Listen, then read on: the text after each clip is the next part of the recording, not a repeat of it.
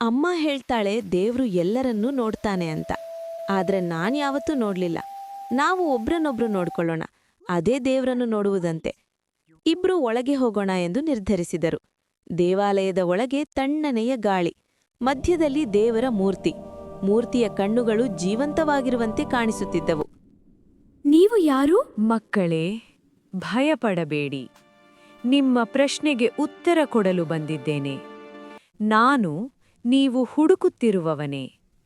ದೇವರು ನಿಮ್ಮೊಳಗಿದ್ದಾನೆ. ನೀವು ಒಬ್ಬರನ್ನೊಬ್ಬರು ಕಾಳಜಿ ವಹಿಸುವಾಗ ಅಲ್ಲಿ ನಾನು ಇದ್ದೇನೆ.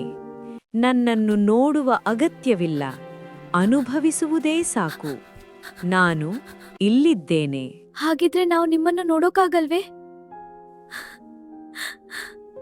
ಆ ಕ್ಷಣದಲ್ಲಿ ದೇವಾಲಯದ ದೀಪ ಗಾಳಿಯಿಂದ ಆರಿತು ಕತ್ತಲು. ಆದರೆ ಇಬ್ಬರೂ ಭಯಪಟ್ಟಿಲ್ಲ.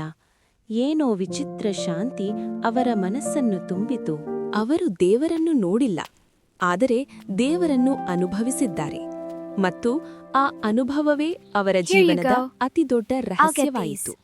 Thank you, children.